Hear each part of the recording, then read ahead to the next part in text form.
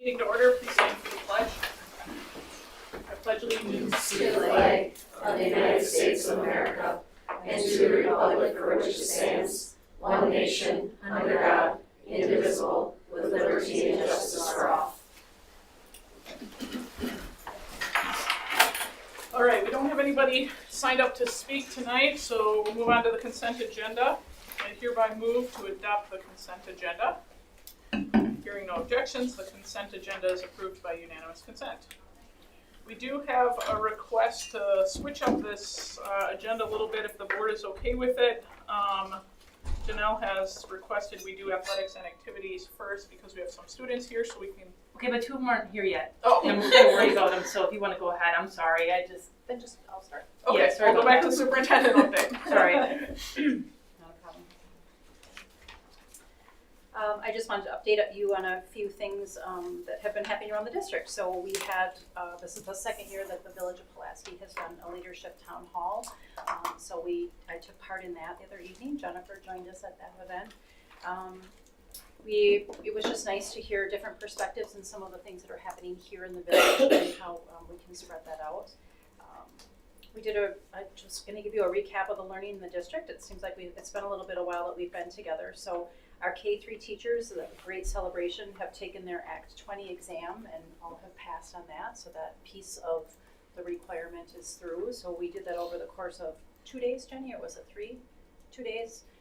They brought in different grade levels over the course of that time, and they were able to phone a friend and work on that together. That's part of moving through that piece, and so I think everyone's very happy and relieved, and it's nice for our district. I think we're some of the first to finish that out. Some of the districts haven't even finished their training and obviously haven't started the exam yet. That won't take place until summer or fall.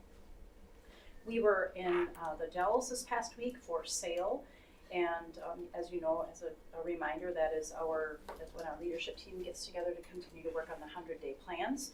So we took a look at our data. The first part of our team went to the Dells, and the second half of the team will head to West Allis, and we'll work there because we don't want to take all of the administration out of the district at the same time. So we have 2 sessions of that. That day went well. It's always a long day to work on that and then drive back, and it feels like the Dells is a far drive, but we make it through. We also had just a recap on our February All-Staff Learning Day, and I think a number of you were there for that as well.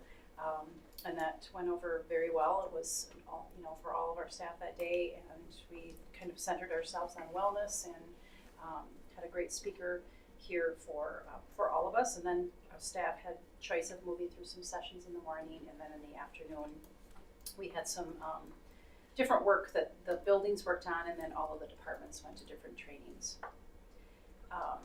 I did have a request that I sent to you, and I just wanted to confirm this with you that for the April meeting dates for the board meetings would be April 9th would be our workshop, and then the business meeting would fall on April 30th so that I can attend the spring superintendent conference. I just want to make sure that's still okay, so Dana will go ahead and confirm that on the website.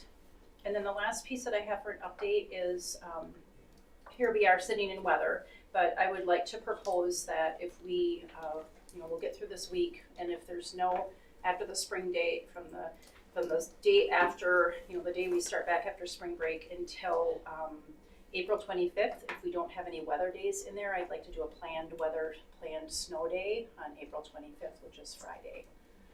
It also does fall during the time of the draft. And so that also might be just a benefit in case we have families that are not wanting to be in the area. I have had quite a few families say that they don't really want to be around. Some families do want to take part in it, but some families don't.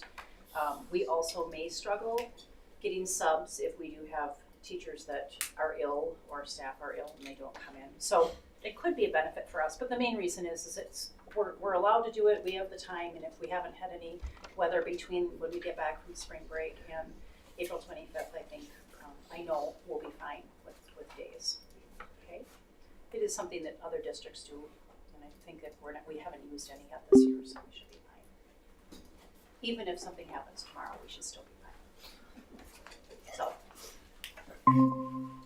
we'll move forward with that. That's all I have. All right.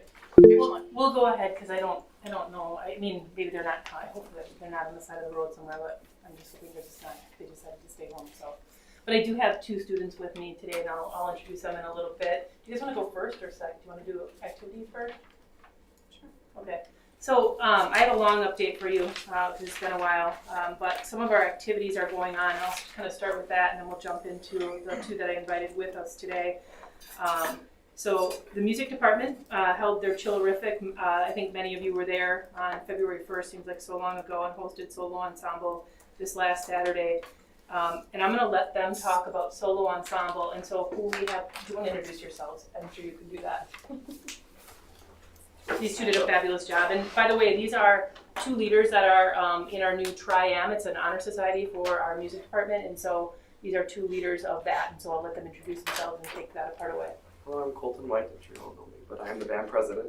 Hi, I'm Morgan Misculin, and I'm the choir president. I'm also the president of Tri-Am, and Morgan is the vice president of Tri-Am. Just this last Saturday, the 15th, we hosted the District Solo Ensemble Festival at our high school, hosting 821 events with 15 participating schools and over 2,000 people in our building.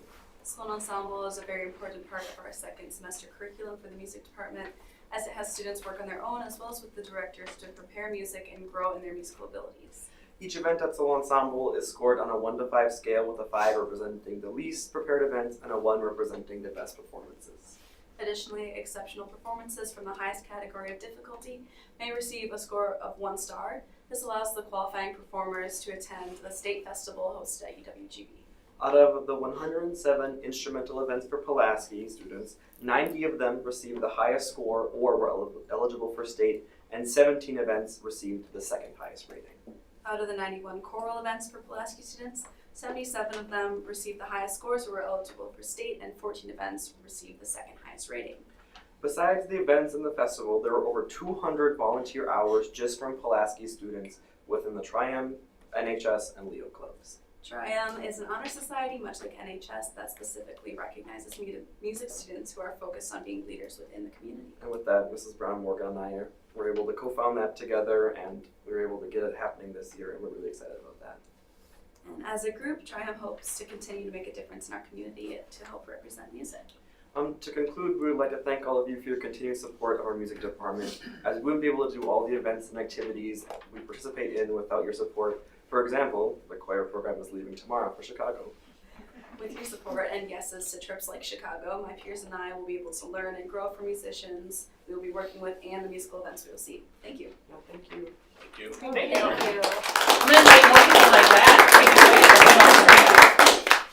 So besides the music department, FFA hosted their FFA week. I think it's National FFA Week, the 15th to the 22nd of February.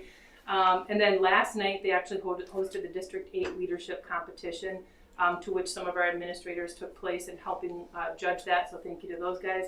We did have a 3rd place finish by Pulaski's Faith Cohn. She is, I believe, a 7th grader, so the future there is pretty bright as well. Musical Once Upon a Mattress seems like so long ago, but that was done in February. It was a wonderful show. I don't know if many of you seen it, but it was very good. Fishing Club competed at the state in lacrosse February 14th through the 15th. They finished 29 out of 79 teams. They bagged what was called the 6th biggest pike on record. My nephew was very upset by that because he had the 7th biggest, and it was within just a little bit, and he's from New London, not Pulaski, so I heard about it. DECA went to state February 24th and 25th. I think was a great experience for them. I think our DECA is pretty new to those experiences. We used to be under a different organization, so they're kind of building that, but it was a good experience for those kids. Student Council had a blood drive on March 7th and held their snowball dance on the 25th of January, so a lot of stuff going on there. Bowling competed at state. Sid Hakes, Eddie Marsh, Ben Marsh, Logan Brabant, and Reese Cornell. And also Spencer Hakes competed, and then I think Madison Caribou and Bentley Caribou also made it to the finals. So we had a lot of kids there representing.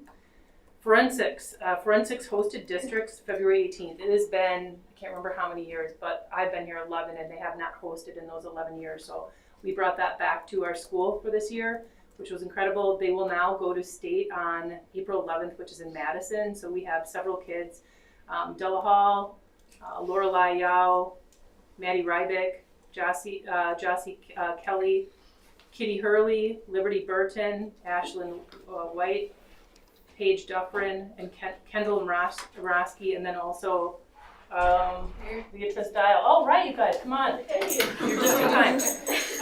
And then Mr. PHS took place last night, and Noah Drebs is your 2025 Mr. PHS, so that's pretty cool. As far as sports go, right on time, ladies. Awesome. Okay, I'm going to start with these two ladies. I'm so sorry that you had to come out in this weather. I apologize. It's okay, I was at the middle school. You were, oh, okay. Softball. Yep, okay.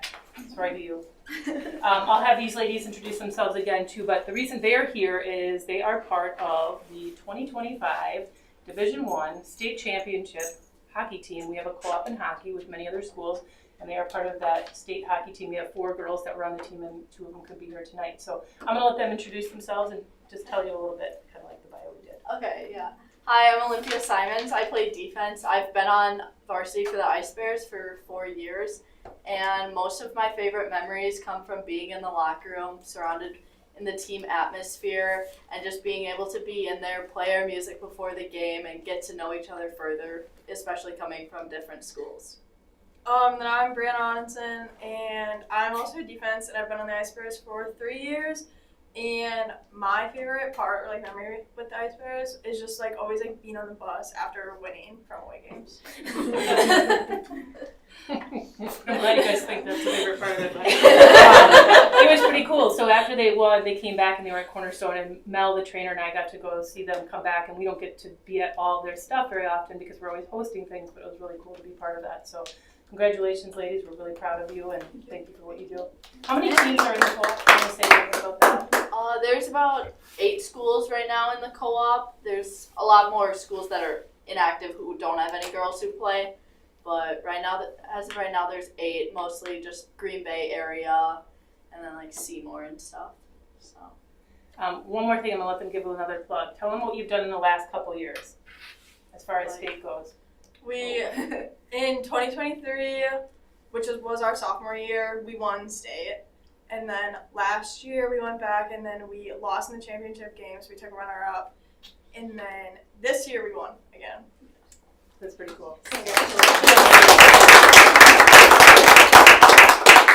As far as other winter sports go, wrestling held their annual P-Invite on February 1st. We had 4 boys and 2 girls advance to state this year. So Jack Falk, he took 2nd at 106 at state. Harlow Skinnendor took 3rd at 145. Leah Kapla took 6th at 138. And the other ones that went were Brock Ambrosius, Mason Taylor, and Andy Service. They all competed at state, so that was pretty successful. Dance also went to state. We had a lot of things go to state, guys. So dance participated at state. Also on February 1st, they took 3rd place in D2 kick and 5th place in D3 pom. And they recently held their tryouts for this next season already. So if you're a parent of a dancer, you'll know it is all year round. It's crazy how much commitment there is, kind of like hockey, to be honest. So boys basketball finished their regular season at home at the end of February, and then they were the 6th place seed for playoffs. They ended up defeating Green Bay East in the first regional at home, and then we traveled to West De Pere and upset West De Pere, traveled to Ashwaubenon, upset Ashwaubenon, and then on the absolute most heartbreaking buzzer beater that I've ever been a part of, we lost at sectionals against Notre Dame. It was absolutely heartbreaking. But I want to say this, what was really cool about it, and you were there, it was such an awesome experience just because our fans and the culture of our community was it was overwhelming, and that's what you want. Hopefully we get that for everything our kids do, but it was absolutely overwhelming, and it was an awesome atmosphere. Yeah. Agree? Yeah. Big sweetie. Girls basketball started playoffs as a 6th place seed, and they also upset a team. They traveled to Luxembourg Casco and upset them, and then they played at Marinette, and we ended up losing to Marinette. But it was a good season for them as well in the end. Boys swim had a great season. Again, they went to state, which was super cool. They took 3rd at the D2 sectionals, and 6 of our boys swimmers made it to state. The 200 medley team placed 9th at state. Senior Jace Olson beat the PHS 100 fly record. And our swimmers competing at state were Will Gussie, Patrick Reynolds, Carter Grassi, Conrad Kritzberg, and Bartolo Lara, as well as the medalist of Jace Olson. So that was pretty awesome. boys co-op hockey defeated Sheboygan South. The co-op team beat them 1-0 and they advanced to play the number 1 seed, and they lost to Neenah 5-2. Neenah was the number 1 seed. So, and then of course our girls are here. So we have already started, believe it or not, spring sports. I know you're going to look outside and say, no, we didn't, but we did. And yesterday, actually, our softball team was outside on the field. So we have already started about half of our sports, and the other couple start next week. So we still have the rest of our boys baseball team to start. Pitchers and catchers started this week. The rest of them start next week. Girls soccer starts next week. Tennis and boys golf, I don't know. Supposedly starts next week. What do you think? Yeah?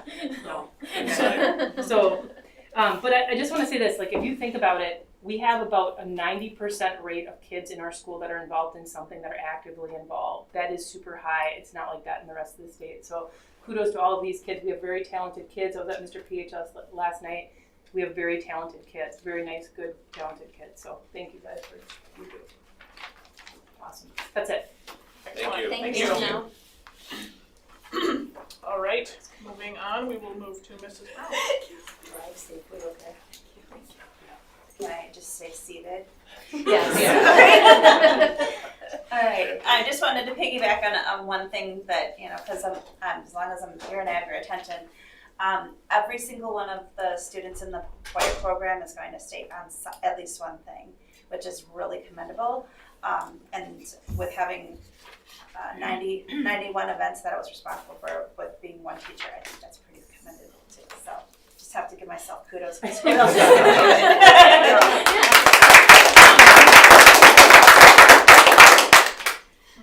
So I can give you some information regarding a potential trip to go to Italy, but also open it up to questions, of course, because that's why I'm here. But some of you may know that we have had a relationship with a singer from Italy. Her name is Dominika Zamara. She's actually Polish born, but she lives in Italy, and she is an opera singer. And she has been, we had gotten connected through PACE and with Mark, and Mark knew her, and she has performed with us a few times, and she extended a invitation for us to come to Italy to perform with her. So with that invitation, we also thought we might see if we could perhaps have some sort of a trip around that possible performance there.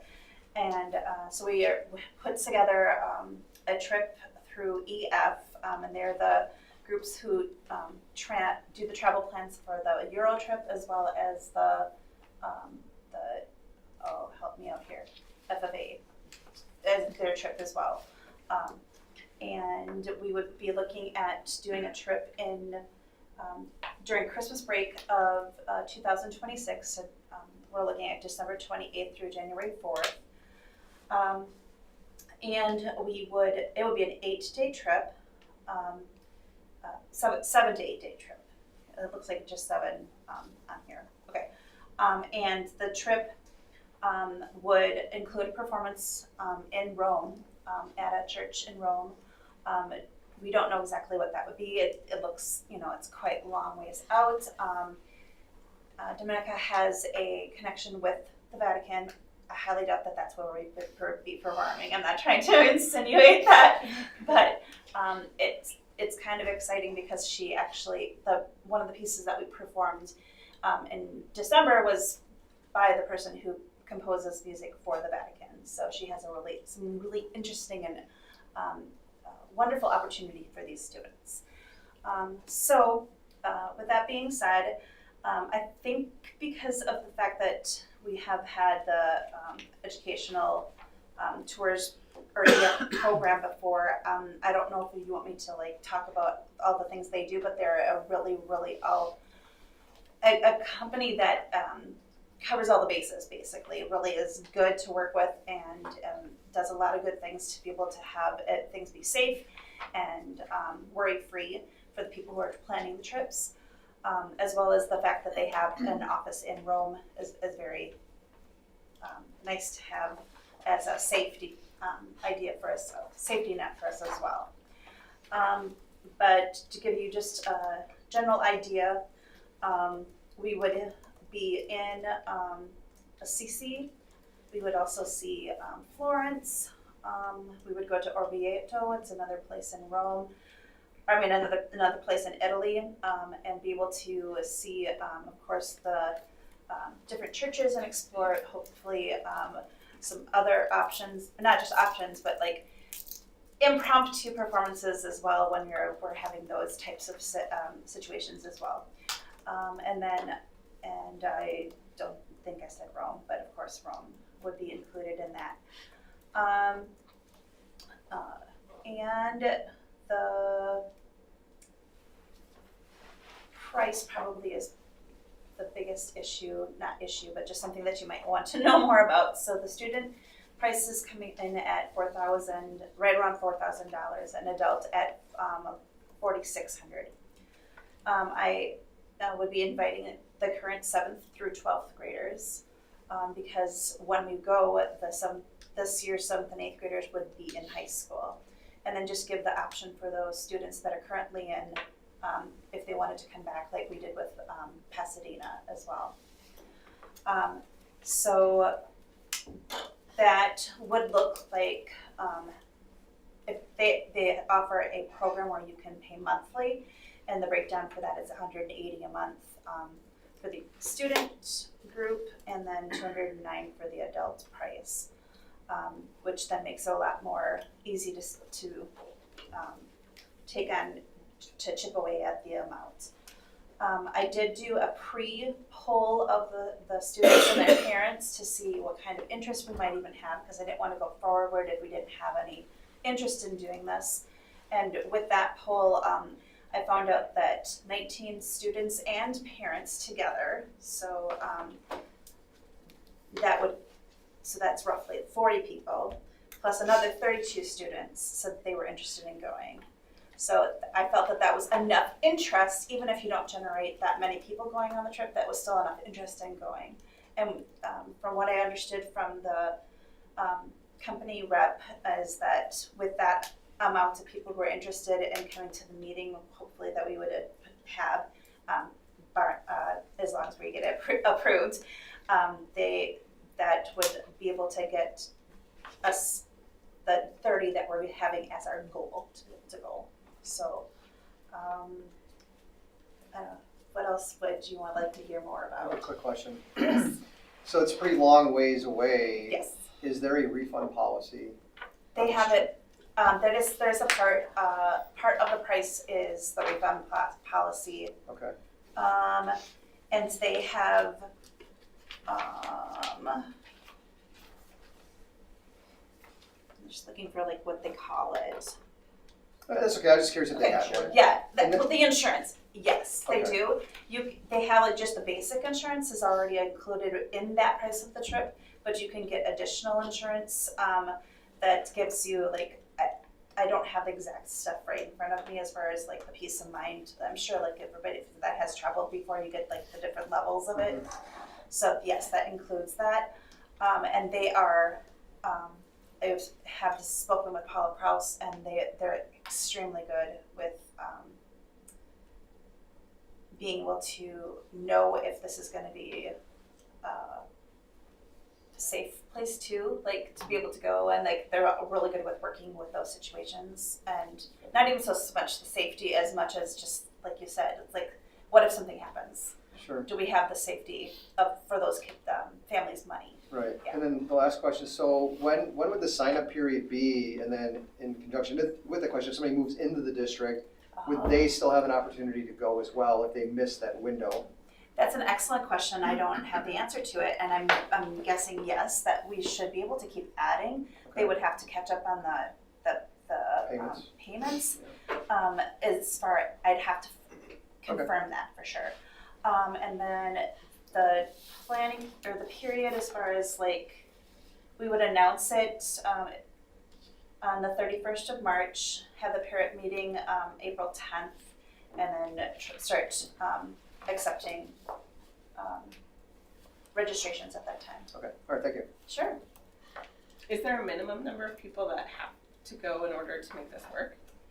Not necessarily. If we don't have 30, there'll be just a small fee that will be added to the each of the kids' groups, because it helps if you're above 30. And is there a maximum number of people you can accept? I don't think so. And if we're floundering as far as like, say, we can't get up to that 30 point, there is an option she had told me about co-oping with another school to go on with, which I thought was an excellent idea. So, but with having that so much interest when I put out the Google form, that made me feel very good about that. But you know, things change. So this is the first time though, right? This trip is the first time? Yeah, we've Okay. never, I mean, I've only been with the district for 11 years, but this is the first time that I know of that, Okay. that we've done anything with music as far as going over. No, it's a lot easier for us to travel overseas as a choir than it is for a band, of course, because there's a lot more equipment involved with bands. So,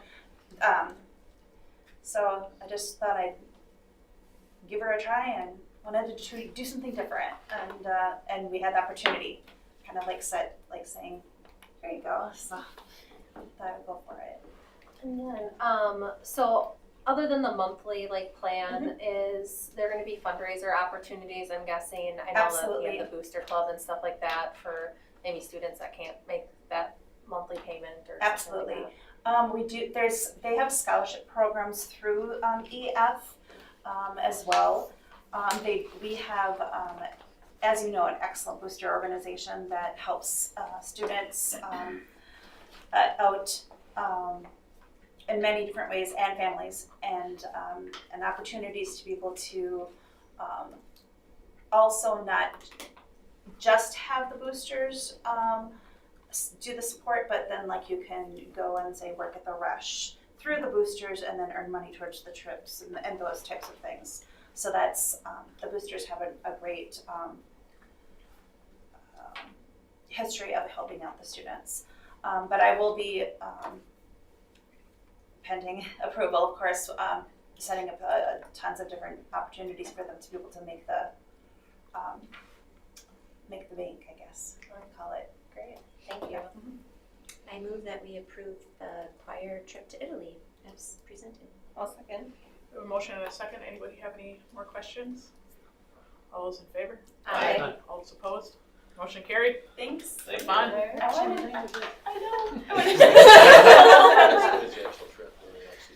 really Next December 26th. Congratulations. Are you gonna go? No. Dennis wants to go. All right, sign me up for let's see, what do we have for a chaperone when I'm in choir? All right. Thank you. We are on to insurance. Sure, so I will give a little background here, and then Brown & Brown is on with us virtually. Keep them going. Taking a step back, so 2022, the district was facing a 30% renewal on our health insurance plan. It was the second year that we couldn't get anybody else except our current carrier to bid on our plan as a group. Large increase, district kind of had its back against the wall with insurance.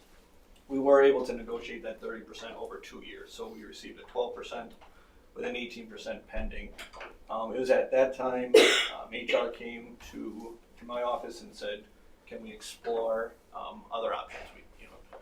As we looked at budget, we had to do something. We also had employees who had brought forward the idea.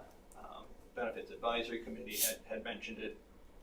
We worked with other districts. So through an RFP process, we selected Brown & Brown as our benefits consultant to go down this path. We ended up going with a self-insurance model, which we're here to talk about today. Since then, tremendous success with it. So to our employees, we provide a better offering, a wider network, lower cost than where we would be. So jumping ahead, this is not the renewal. Renewal will be coming at the April 30th meeting, I believe it's been moved to. But you'll see a 1.7 million annual savings from what our prior plan offering is. So not 1.7%, $1.7 million since 2022 had we stayed on the same plan we are on. So that's been the reason during the budget process, we always ask, how are we able to add position requests? How are we able to keep up with CPI when other districts are struggling? How are we able to have staff accept our benefits? I forgot to mention, 2022, we did a survey of all employees. Only 20% of employees took it. So, let's think about an employee survey on benefits. Not everyone's going to take it. Your majority of people are going to take it, are going to have issues or be very happy with the plan. But we were only at 68% approval. So 68% of staff were happy with the benefits offering. You're always going to have that, right? Insurance is your second highest cost as a district. As an individual, it's your highest cost usually. So setting that,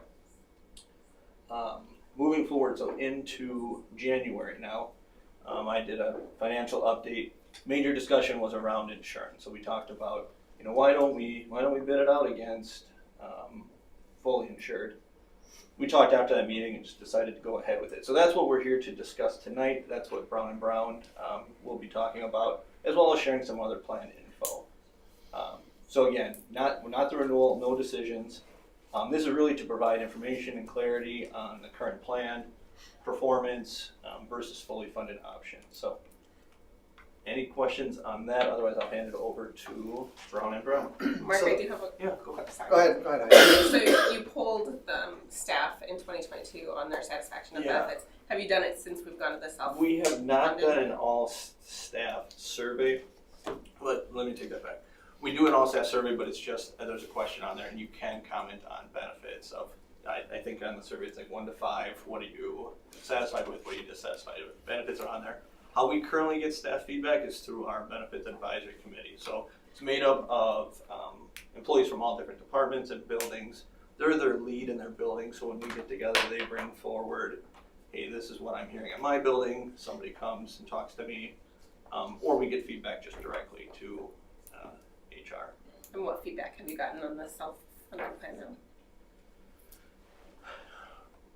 Positives have been open network, so 80% are still on what our current limited network was, but 20% have moved off. That's the number one positive. And jump in, Stephanie, if I'm. Frustrations are usually individual ones of how my claims are being handled, the process I had to go through to get approval, your prescription plan change. So it's mostly individual. I wouldn't say, I couldn't say, and we're meeting with the committee next month, so we'll get feedback too. I wouldn't say there's a general category of, it's all individual issues with negative. And don't you think that like some of those issues that you said could be fixed with education of how to properly use the plan? Because that seems like if you would educate them on where you need to go, what you need to do, this would be easily resolved. Like, and a lot of times it's people, it's frustrating, but they don't speak up. A lot of ones, when they do say something, I just had somebody today, can't get a physical therapy appointment. I said, well, that doesn't sound right.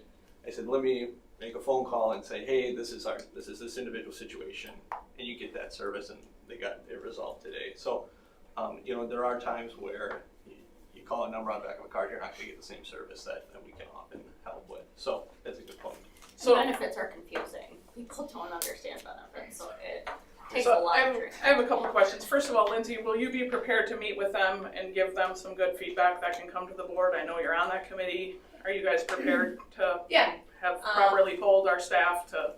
I think so, like Mark had mentioned, there's people from all of the buildings in different positions within, so it's not just teaching staff, but custodians, like everyone is represented and has an opportunity to be there. I haven't looked at the RSVP to see like who's all going to be there, but I feel confident in my building and in my role as the PEA vice president with talking to people outside of my building about any insurance concerns. I feel confident that I can address and the concerns that they've shared with me. And it is a lot of what Mark just stated. A lot of it is individual concerns about their policy or how UMR or they had to call or this was a pre-authorization that they didn't know about or things like that comes down to the education or benefits are confusing and they can be hard at times and if we're calling the right people or not. So I do feel like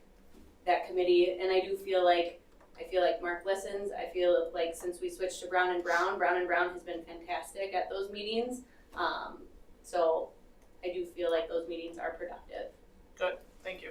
So before we go any further, Mark, I want to back up and I want you to take us through this 1.6 million or 1.7 million. So give me the numbers where we started, what was proposed. Sure. So when I say 1.7 million, I say, you'll see in the presentation, an 8% renewal is what we're looking at.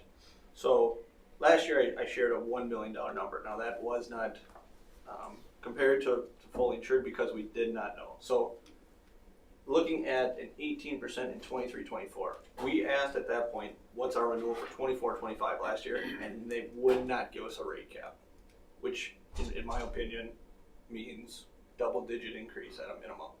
We don't know what that would have been. Last year we had a 2% increase.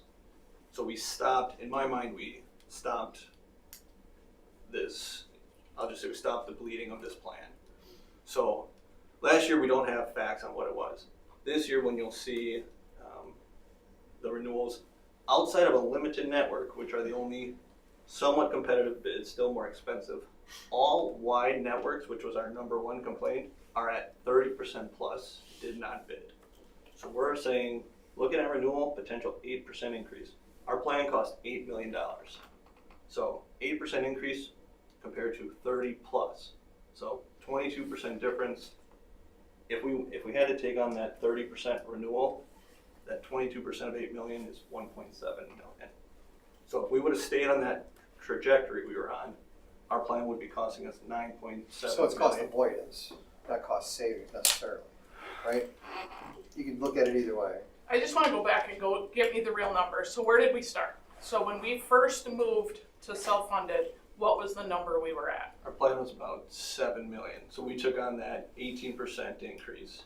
So I'm looking at the board docs from that meeting and I have initial fully insured current premium 6.1 million that year. Yeah, so that, when I say 7 million, I take employees' share in there as well. Okay, but I want to talk about our costs, right? So we're Sure. comparing apples to apples. Yeah, right? So the renewal is on total plan, so you gotta take off that portion. So that first year, it was 6.1 million, and then what was told to us is we'd be at best case scenario 5.995 with possibly less spending. Moderate approach was 6.8, worst case was 7.5, and then we came in at 7.7. Is that so? These are the numbers I need to understand because I'm not seeing it. Sure. And pull up. Let me take the employee portion out. And Mandy or Jackie, if you're on there and you have it quicker, what is our total cost this year? Oh, we are here if you can hear us, and I'm just pulling up the numbers here.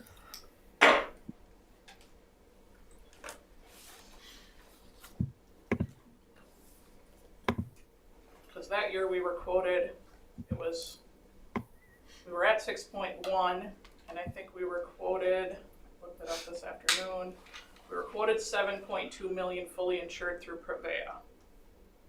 And then when I'm looking at the numbers, it looks like it came in at 7.6 million through self-insured.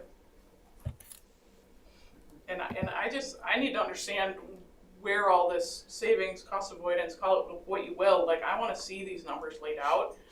The way Otherwise, I'm understanding it, Jen, is so if we would have stayed, so we paid $1 million, I'm saying $1 million. If we, with the current plan, had we gone with Prevea, it would have been 2.7 million, is what Mark is saying, right? I mean, ultimately, it's not really it's a savings of the budget because we changed the plan, which costs us less in the end, but it's not really a savings because it's really an avoidance. That's the way I view it. We're avoiding spending that money. It's not necessarily a savings to our budget though. Yeah, I know, I just want to see apples to apples. I have cost to the so 24-25 now we're talking. I have cost to the district of 6.7 million is where we came in at. Okay, so 24-25, what was the year before? Like, let's just back this up. I just want to see it. I just want to understand. Sure. So we're comparing apples to apples. So 23-24, we got 24-25.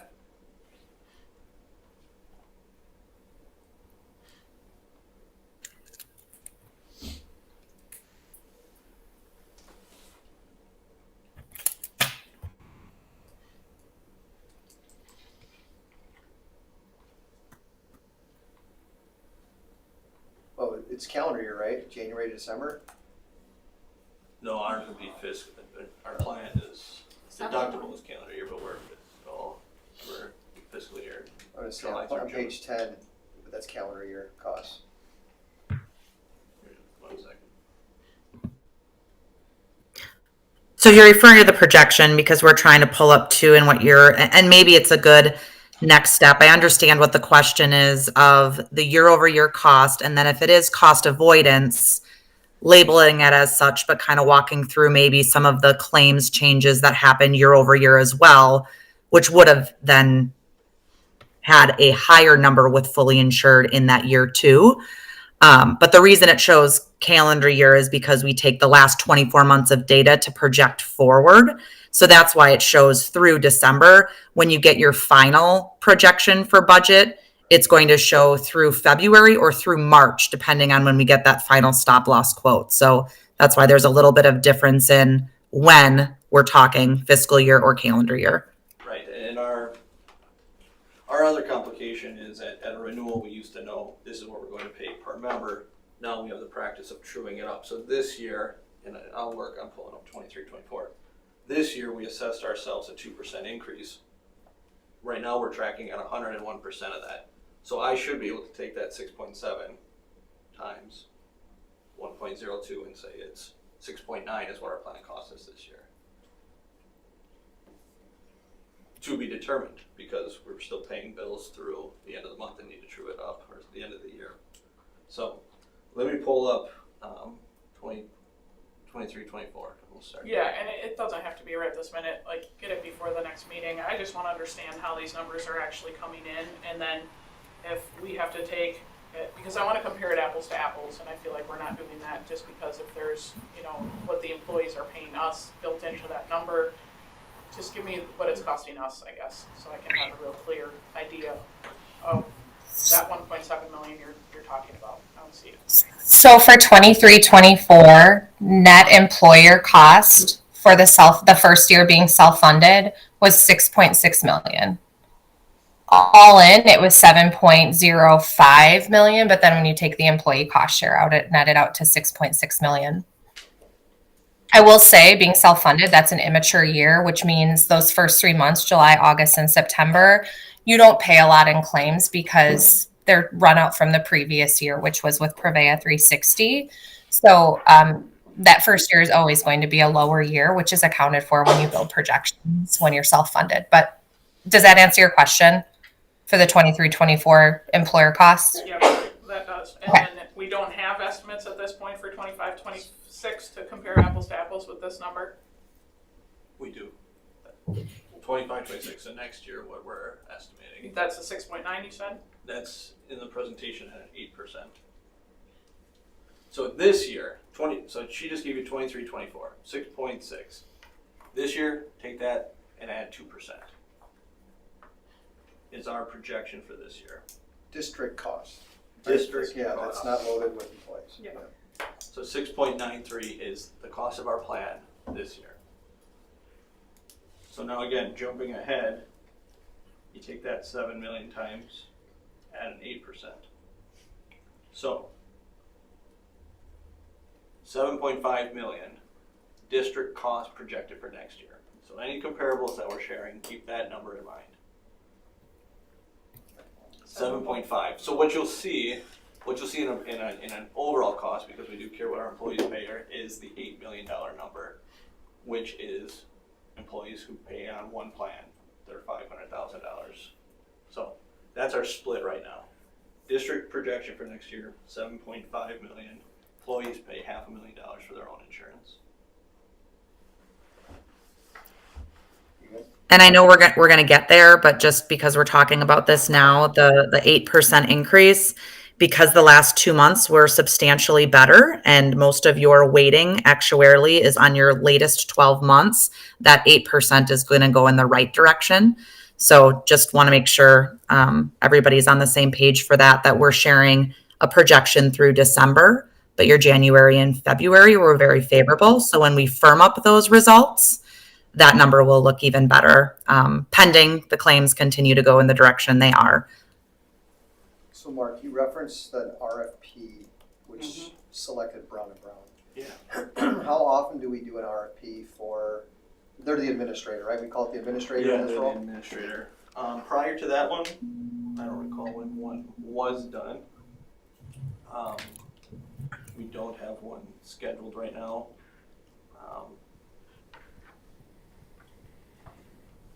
Yeah, I mean, it's not realistic to move from self-insured to fully funded back and forth, back and Yeah. forth. 'Cause Right. It's not good for our employees, Yep. right? So my question is, Yeah, that's one area to squeeze. The administrative fees are extremely high, in my opinion. I don't think And that's as- true. I would take a step back on extremely high. So let's talk extremely high.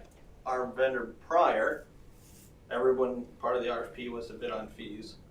We were paying about $90,000. When you do the math on our current administrative fees, $56,000. So not only a savings to our employees, but a savings on administrative costs. That's an annual cost? It's an annual cost. Okay. So, I thought there was a percentage baked in there. No. Okay. well, other fees for pharmacy and whatnot, I don't believe we actually have a percentage. We do. Yeah, Prescription 1%. savings is percentage based. That's the only one. But all of our contracted partners are a per member per month fee. So, you talk about that fee, for us to take on the work, again, even going to a self-funded model, our office didn't add a single FTE. All the work was handled within. To do this, and correct me if I'm wrong, we would need a full-time benefits coordinator. We're not bringing them on for less than that. So, Is there an escalator every year for the fee or no? no, I don't believe so. Okay. So I would say 3 to 5 years. If I had to say, hey, the board directs us to go out on this, would we do it? It's the same. There are some partnerships that we do not go out for RFP every year.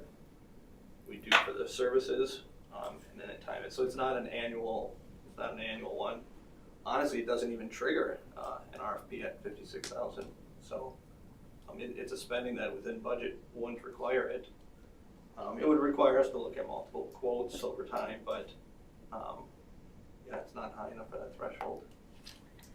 And I know we didn't get into the presentation yet, and a lot of this is, I talked to you on the phone about, what it would be fully insured to move back or, whatever. And I don't think leaving the self-funded plan is really the right way to go, but because self-funded is so adjustable, I'm curious to know more about what we're doing to keep our costs low.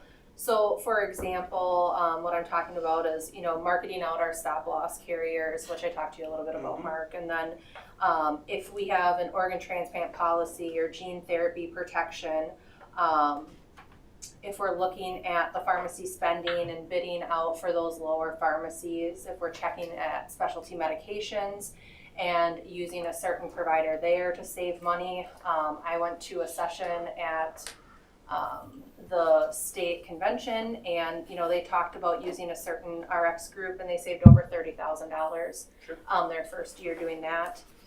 And then they also talked about like the clinical partnerships and direct contracts to lower cost of solutions. And then they had like an in-school clinic for staff, so not students. This was like an school clinic for staff, which saved them $311,000.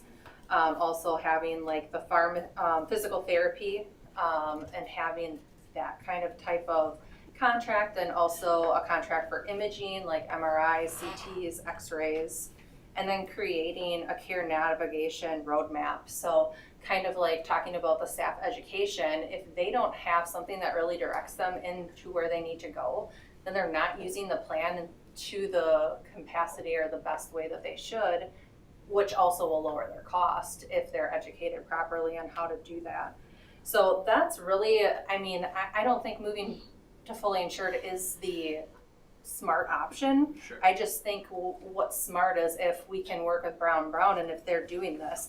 I don't know, I don't work with them every day. You guys, work with them more than we do. So I just want to know what they're doing to keep our costs down. And then that also, brings me to, are they fulfilling what we need to lower this cost for us? Because, And I'll let them get to the presentation eventually. Of the 9 items you mentioned, 7 out of 9 I can check the box that we are doing. Okay. The other 2 we've discussed. The clinic clinic has been a large discussion. That's a tough one based on our footprint. So, but we've talked about it.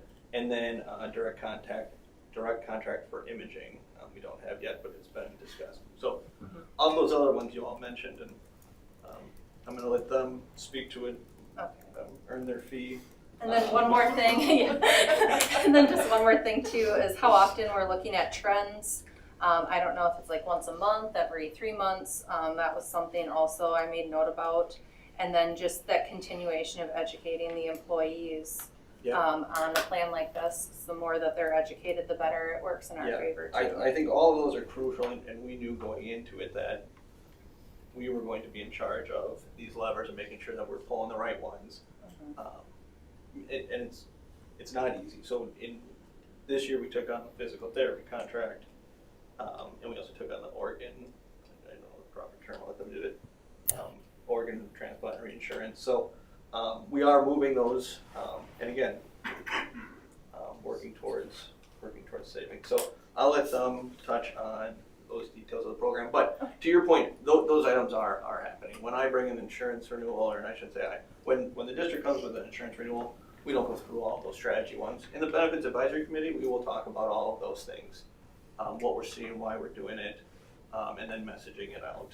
So that's really the key. So all good points, and like I said, we are doing almost all of those.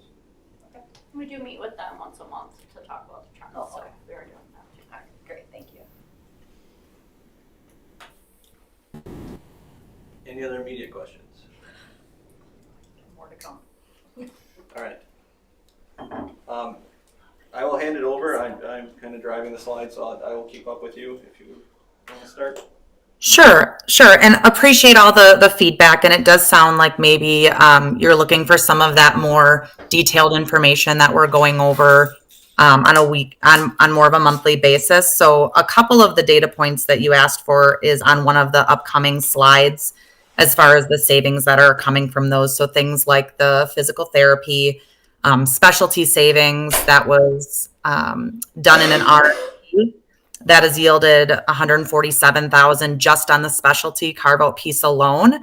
Pulaski's in a 3-year contract, but we actually marketed that outside of the contract because if there is a significant savings, sometimes breaking a contract and moving earlier will actually yield still some savings. So we're still proactively doing marketing even if the overall term date isn't up, just because especially in areas like prescription and some others, the market is changing so much that we want to make sure we're doing our due diligence there.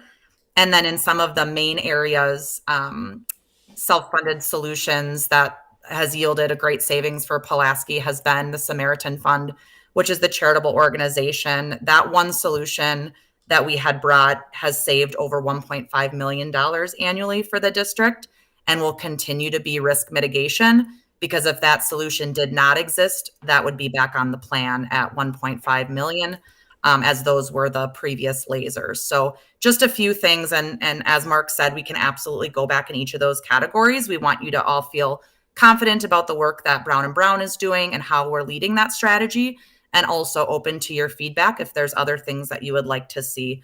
But a lot of what you mentioned is in the slides today, but I think you're possibly looking for some more detail that we can provide as an after to the meeting as well. Does that sound good? Yep. Yeah. Okay.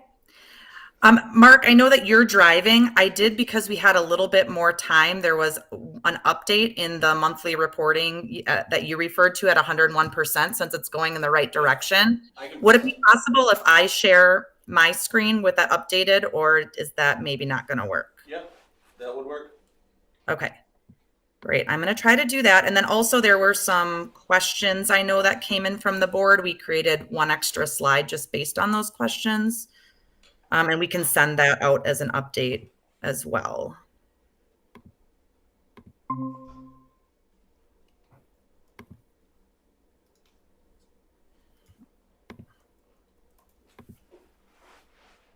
All right, looks like the presentation is loading.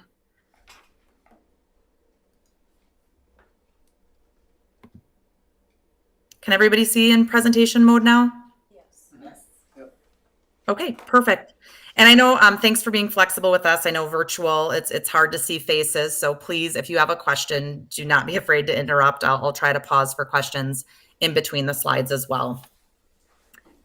So starting off, should be a familiar slide. This is something that when you were looking to go self-funded and for all the right reasons, as just a reminder to the things that have occurred since. So having that open access was one of the biggest changes with the network. So going from Prevea to the Choice Plus network, being the nation's largest network, we've seen some transition to other systems.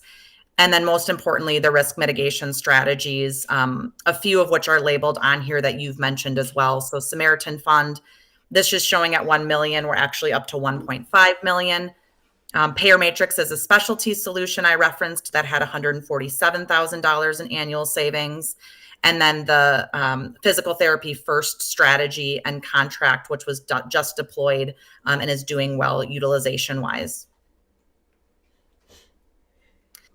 So that updated reporting we're showing now through February data is at 101% loss ratio. So 100% would be exactly expected premium equivalence.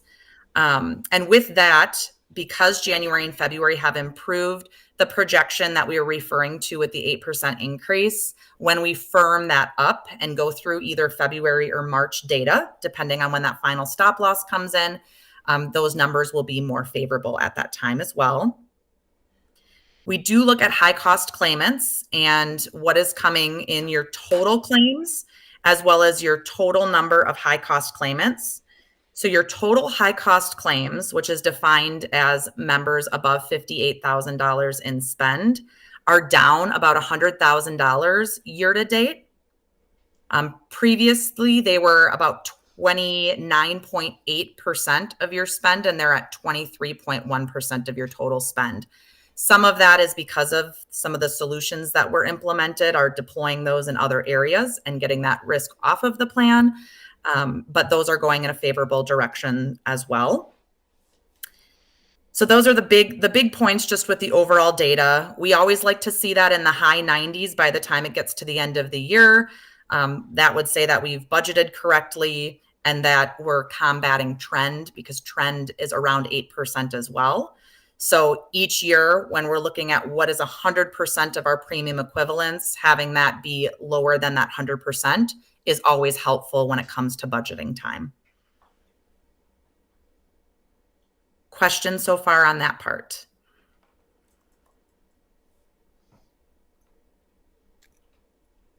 All right.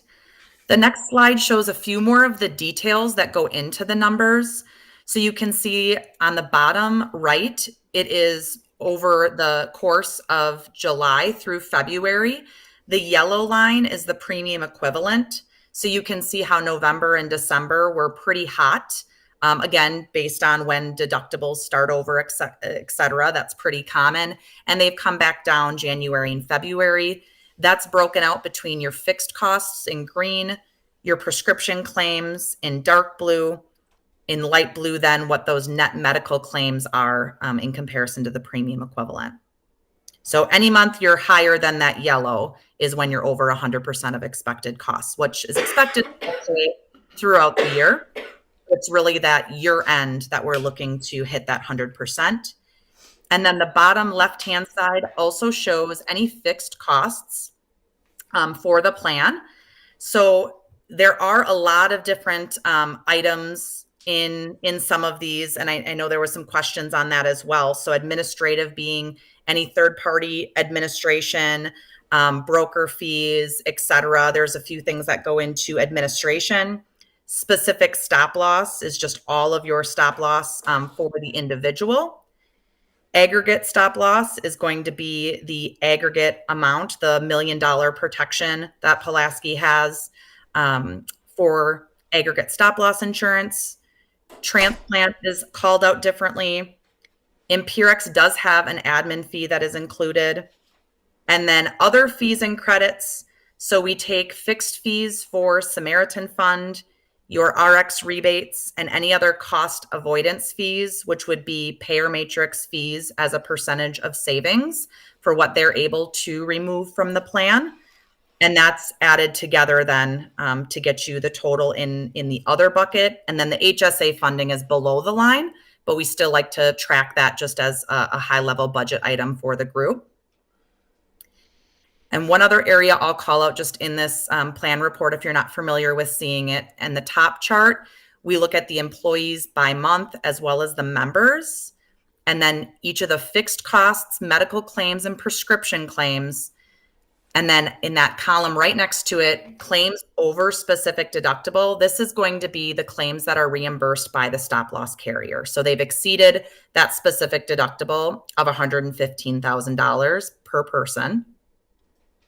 And that'll give us our net paid claims when you subtract what stop loss is responsible for. To the right then, the cost versus premium equivalent, this is where we're getting the loss ratios. So you can see by month, some months, starting in July, we're at 97%, then we're at 112. That's the exact same data that's reflected in this bottom right, just as a visual. And then the bottom right blue bar shows where we're at year to date, which was reflected on the previous slide of 101%.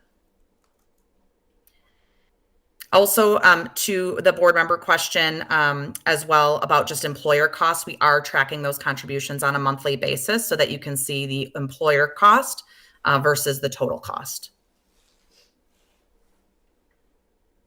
Any questions?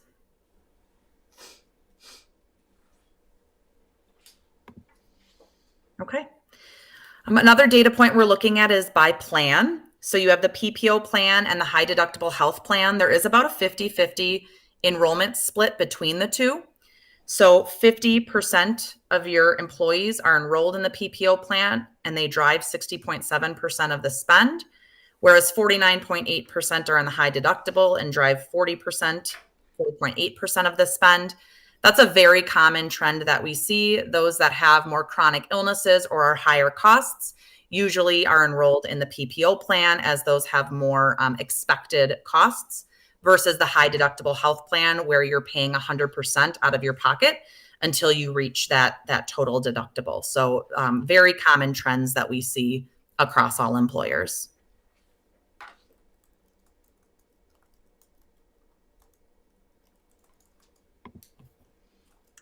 Okay, and then high cost claimants. So as I mentioned previously, this is going in the right direction. We have a claimant that is over specific deductible by about $63,000. So that amount is being reimbursed by stop loss. 8 months into the contract year and having one individual hit your specific deductible is a really good place to be in. Preliminary stop loss results you'll see are around a flat, which trend for stop loss on any given year can be between 10 and 20%. So having that preliminary at a 0% increase due to the really good claims is a great position to be. We also market stop loss every single year to a lot of carriers because this is a market where we don't need to have fast friends, right? If one stop loss carrier is going to give you a 20% discount, it's a very easy thing to move stop loss carriers. So this is, even if we are at a 0% stop loss quote, that is put to the market in case somebody else is going to give us a negative quote. So to answer that question, stop loss is a great marketing tool that we use each year. Organ transplant was newer, but that is something that we look at as well. And Pulaski did receive a significant reduction from the last board approval in their stop loss by implementing organ transplant because that risk then comes off the stop loss carrier.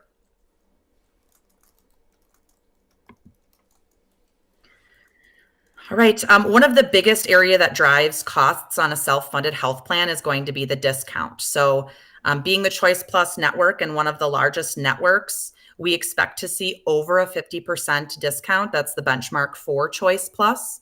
And we see that on average through the network is 53.1% discount. If we look at a few of the other secondary areas, there's some cost reduction that occurs, negotiation on secondary networks. And then there's coordination of benefits that occurs, as well as telemedicine and out-of-network claims. That then brings the overall percentage down a tad to that 52.3%. So again, this is something that's provided on a monthly basis as well to make sure that we don't all of a sudden have a significant claim that is hitting out of network, because that hurts the plan significantly, as that percentage is usually much, much less than the 50% you're seeing here. Questions?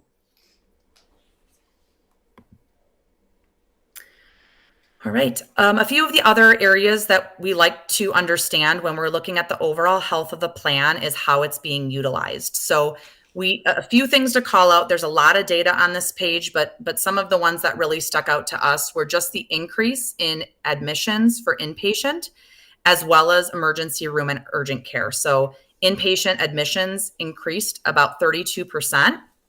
Now, granted, the amount that they're paying per admission is lower than last year. It's still a larger amount of admissions. So 18 hospital admissions currently, whereas prior year to date was only at 13. So something we keep an eye on that also can be an indication of future claims. Emergency room and urgent visits have increased 38%. And then overall usage is going to look a little bit higher. Again, having to do, as Mandy was stating, it's a little bit of immature data in 2023. So all of these numbers should be up a little bit, because those first 3 months, a lot of those claims were flowing through the previous carrier. And when we say a lot of visits are up, that's even things like well visits. And again, that really shows us that it also has to do with that immature contract. So a little bit of apples and oranges. And then as we get into another year of data, we'll start to normalize with 2 fully mature years of data.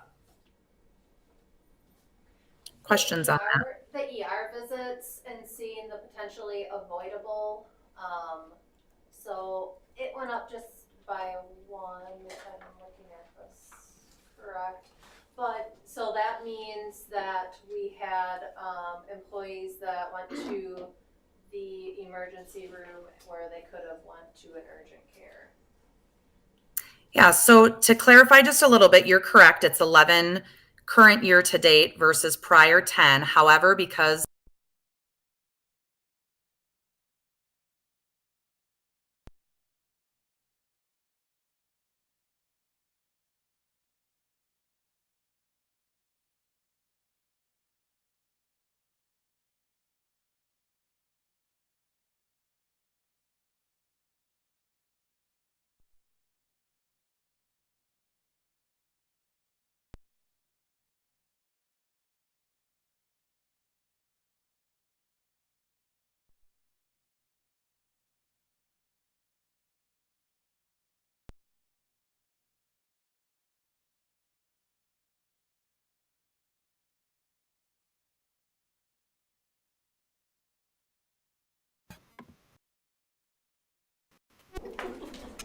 Oop, it went away. it went away, I didn't mute. I'm not quite sure. Oh, you're back.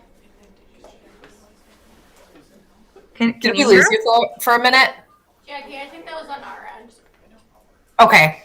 Jackie and I, yeah, we heard beeping and we could hear each other, but not you guys. So glad we're back. Yes. All right. Added that Nick Phillips says that we were having some power surges, so he said we could have some power surging here. Yes, we did. So I'm not sure where I lost you. I was stating, Because of the amount of people, yes. Even though it looked like it was more, it really went down. Yeah, you were actually down 23%, which even go down more if we educate properly, as well correct. As to when you should go to the ER versus an urgent care.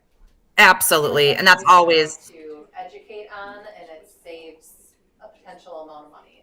It looks like Jackie's talking. Can you guys hear me? But we can't hear. Can you guys hear me?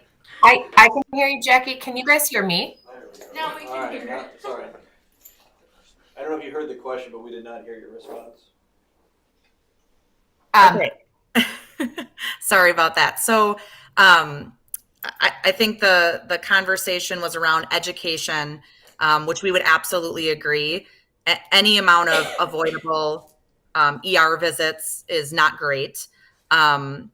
One thing that we always like to remind the group is that usually those ER visits, we cut those in half for what we feel is actually avoidable. If somebody goes to the emergency room for chest pain and they actually are diagnosed with anxiety, it'll show up on here as an avoidable ER visit, but we still want them to go to the ER for chest pain. So on average, about 50% of those, because it's just based on diagnosis code, are avoidable, and 50% of those are likely something they should have went in on, but the diagnosis code is falling under this bucket. So there's been a handful that would benefit from that education for sure, although it's been a decent reduction in terms of per 1,000, about 23%, which sounds big, but the numbers are kind of small. From last year. So we agree. Even one person that we could avoid is a save for the plan and a save for them as well. Thank you. Absolutely. Other questions?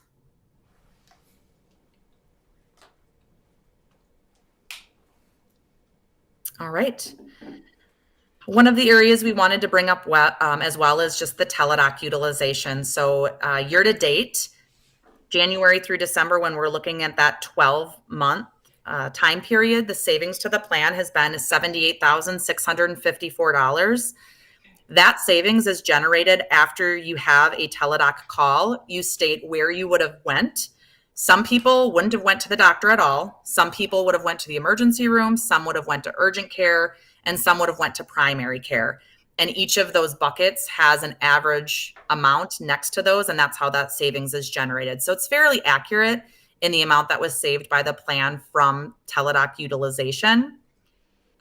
So annualized, that's almost 40% utilization, which is higher than we see in other populations.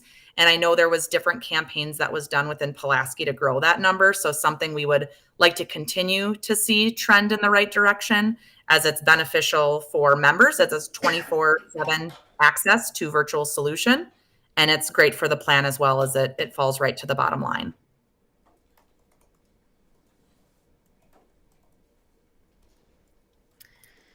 All right.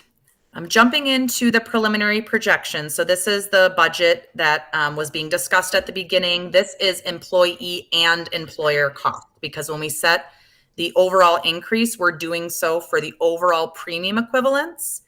And then we can absolutely break that out in terms of employer and employee cost. And in fact, as a follow-up, even on this slide, we can add in the employer versus employee cost, specifically on how that 8.8 would shake out.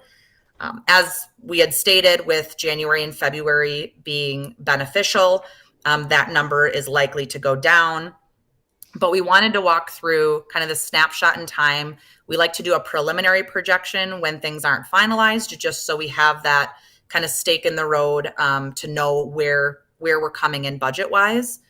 So we're looking at two different experience periods across the 24 months. So the prior period being all calendar year of 2023, and the current period being calendar year of 2024. Again, those dates are going to fluctuate as we push forward, and we're looking at 2 more months of claims data. So you can see the total paid claims in both of those first rows on line 1. The amount over the specific deductible, so that's the amount being reimbursed by the stop loss carrier, you can see from 1 year to the next has decreased. Because there was some plan change from 22 to 23, there is a decrement or increment change that we place in there based on different network changes, based on being an immature plan year, et cetera. So that is taken into consideration when we're looking at the last 24 months. Those give us our adjusted paid claims. We do not want to subject any of our high cost claims to trend, because a lot of those are being paid by stop loss. So we're not going to double dip and increase your budget by an amount that stop loss would be paying out. So we take out the amount that is not subject to trend, and that gets us row number 6, which is our overall claims subject to trend. We multiply that by 8%, as that's the current trend when we look at medical and prescription combined based on your utilization of both of those buckets. And then we're trending that out to a 7/1/2025 effective date. So that's why you see a little bit of different numbers in the math in each of these buckets, because it's trending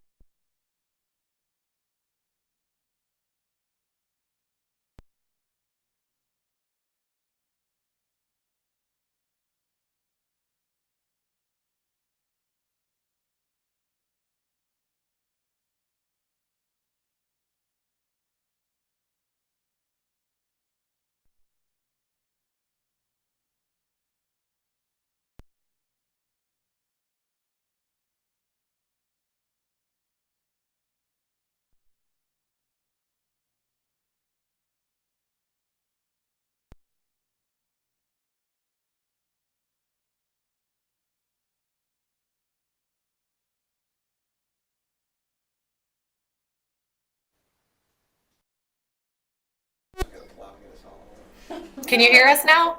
Yes. Can you guys hear us? Yes. Hear me now. All right. It's us, it's not you. All right. Which line did I lose you on? You were The talking. massive discount you were gonna give us. Line 9. Trend.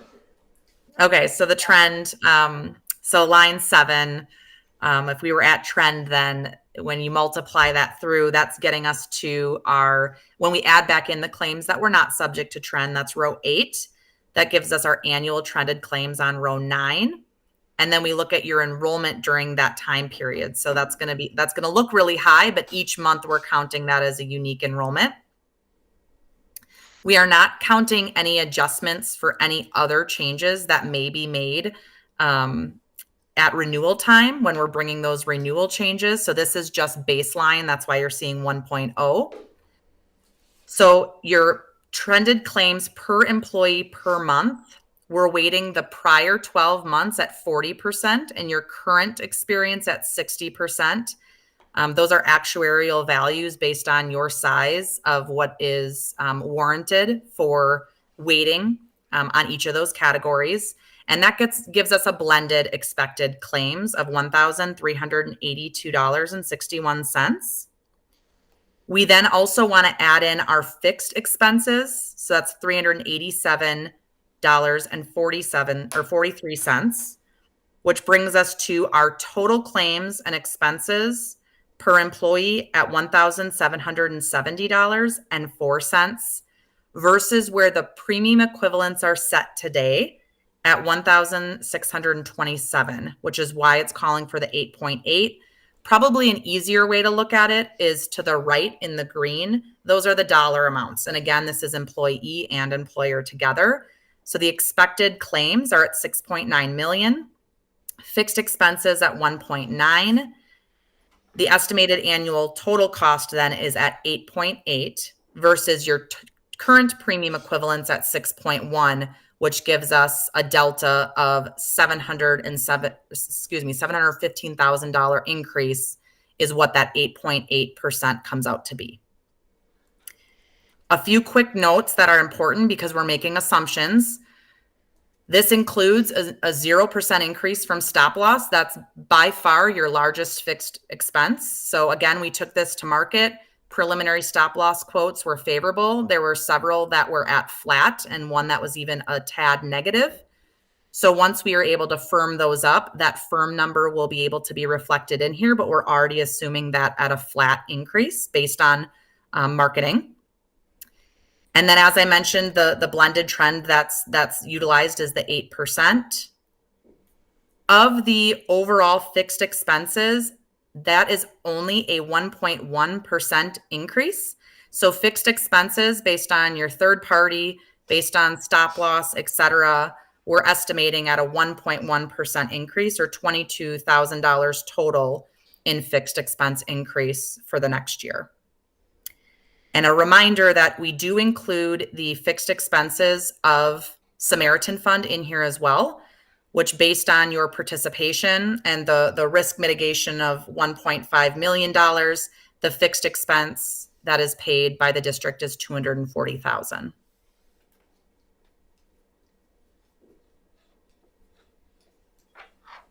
Questions on the projection?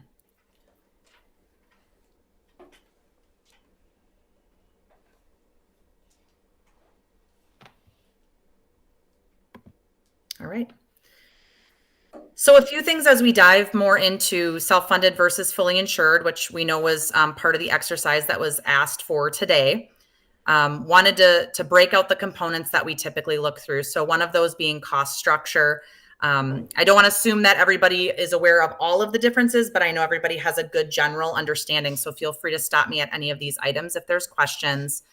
We know that in a self-funded arrangement, you as the employer are paying for health claims directly. And then the insurance that you're paying for is stop loss, which is protecting you more against the catastrophic loss, which is at $115,000 per person, and then $1 million in aggregate.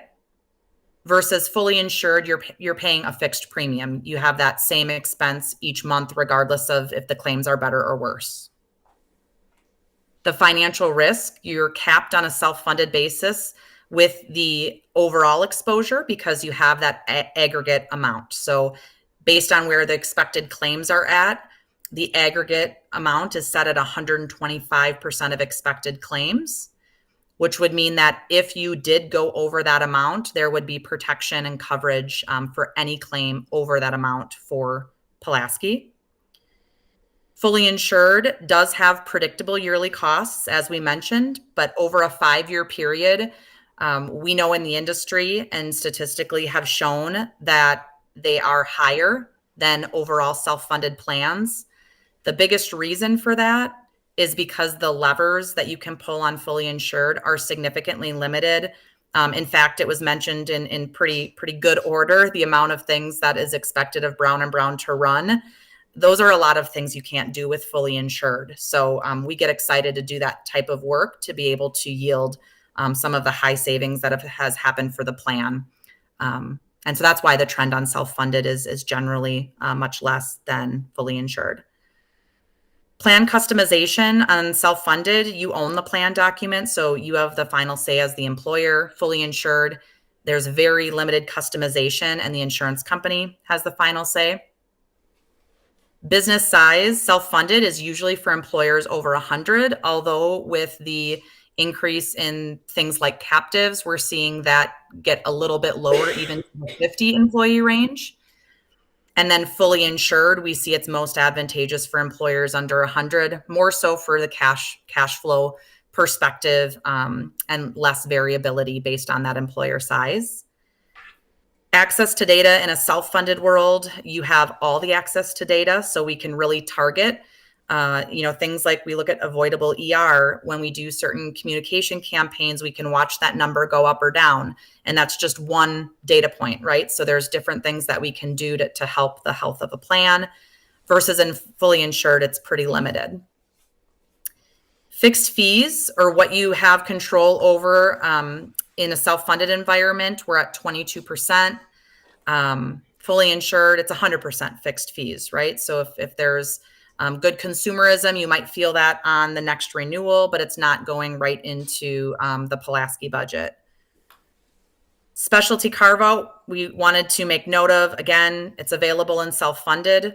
Carve-out is not available in fully insured.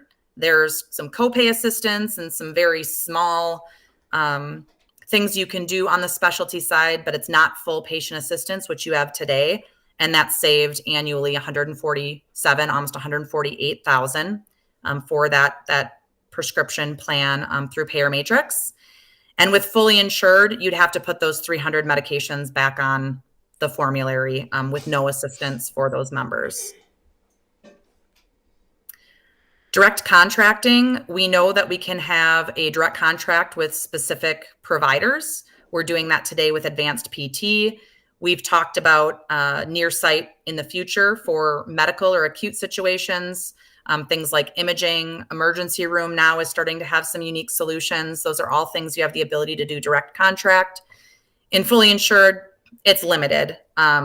Through Health Partners Fully Insured, they do offer the Bellin Clinic as a near site, but it's part of their insurance plan. So it's very limited. Prevea 360 had Prevea, et cetera. Charitable organizations, again, this is something that we're the most proud of in terms of overall reduction in liability of the plan, 1.5 million annually. And in a fully insured environment, you could still continue that, but you're going to lose sight of the claims and the ability to facilitate any more than that. So it would really be limited in the future. And a lot of times when you lose sight of that, anybody that's on that charitable organization would be able to come back onto that fully insured plan. Marketing in high utilization years. So self-funding, you have an expanded stop loss market. So you have a very, very poor year 1 year in stop loss. There's a whole market that's dying to get your business.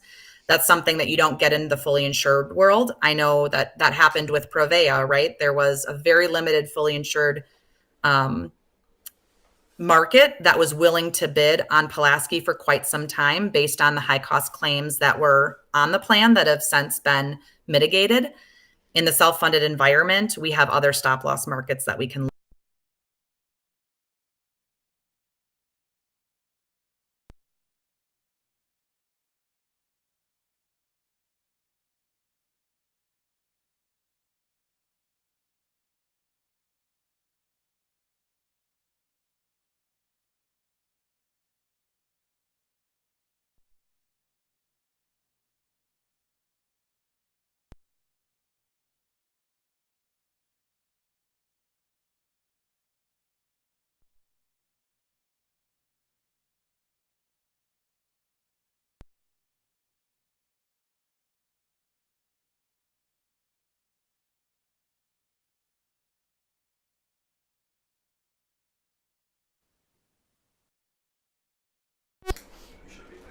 Just a quick question. Just a quick question for the board. Do you need her to go through this fully insured information? Is there anybody here who would like the board to consider moving back to fully insured? Is there anybody here? Not at this point. Not now. Why don't we, Jackie, can you hear us now? Yes, we can. I think what I'm sensing is can we get a 2-minute overview of the fully insured bidding, very high level is where I think if we need that of where it is. Yeah. Or I can even touch on what high points I think need to be said, if that's fine. It is, I mean, if you want to. I So don't think the fully insured bids came back. What you'll see is we received bids from 2 groups. Health Partners is a limited network, would not include Prevea, which you can see on the right. 75% of our people use Prevea. The only one that is a fully insured would be Network Health Broad Network. So 32% compared to our 8%. So again, we're at that 22. The big one that I want to highlight is your big markets, your Prevea, Anthem, WPS still will not touch us. Mm-hmm. So we're good on the, I think that's clear, not an option, but again, as we're untouchable to these markets, it does not make sense to go through this practice of bidding fully insured every year. I think if we put it out 3 years, or if something were to change in our situation, to kind of put it on that schedule for a comparison. Yeah, I think it was good to get the numbers, but And then the other one that came up is with moving the meeting to April 30th. We'll have to talk about our open enrollment is the first week of May. May 1st. I don't know if we can bring renewal to a workshop. Again, the renewal is setting employee premiums. That's the only approval. So otherwise we have to work on our end of moving open enrollment back if it's not going to be approved to the 30th. So okay, let's talk about that in a minute. Let's let her finish and then we'll figure that out. So I think she's That was done. a think fixed that's fee good. detail. Just the- Fixed fee, I think was. yeah, I think if there's any questions for Jackie or So a couple things, and so we can move past. If there's any questions on the fully insured marketing, I know there was a fixed question, but then also there was some additional questions that came in between in regard to different spousal coverage trends. This is something I can go through today or I can send out, really depends, but I wanted to be mindful of the questions that came in and we provided some information on that as well. Yeah, if you wouldn't mind covering this quickly, this was one of my questions. We don't have this slide, I don't believe. No, this is the one that I created in the meantime. It came in between the meetings, so we were happy to put it together. But we can send this over. Them to me, I can send them out to Dana and she can get to the board.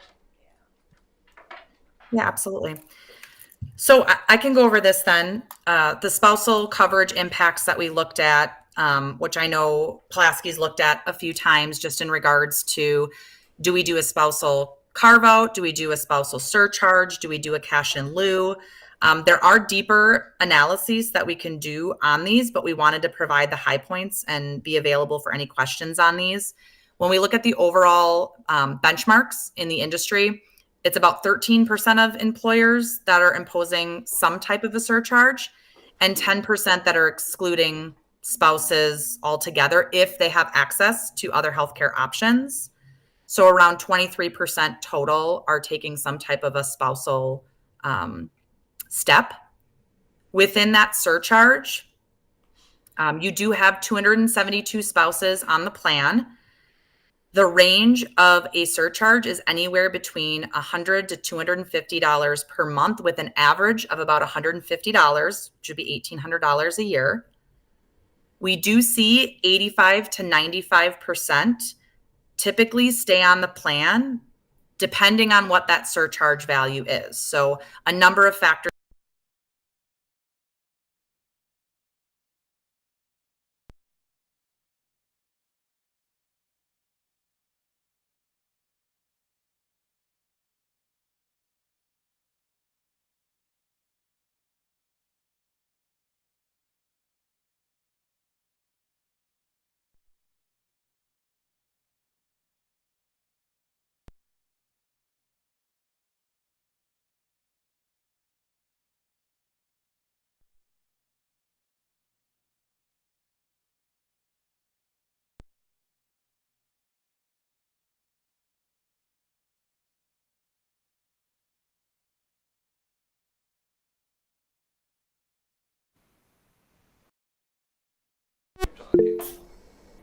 All right, you could hear us, but we couldn't hear you. We can hear you. We can hear you through the computer speaker. So if it goes out again, just keep presenting. We are able to hear you. Okay. Okay, we'll work through the beeps. Sounds good. And we'll assume no questions. I promise we're not doing that on purpose. All right. So surcharges, I was saying that 85 to 90% typically stay based on the value. So if a competitor or if an employer has a very rich plan and there's a surcharge on the Pulaski side, it's going to be a different movement ratio than if there was a less rich plan, and then depending on what your surcharge value is. So that's something we can dig into a little bit further, but wanted to give you just that high level. And we're seeing about 5 to 15% exit the plan, and you have 272 spouses. Is the surcharge for if the spouse is offered insurance through their employer or wherever? Correct. If they have access to other health insurance, that is only when that applies. So the 272 spouses on the plan, not 100% of those aren't going to have access to other insurance. Is there any tool in this that if a spouse does carry their insurance, that is always the primary insurance that's used?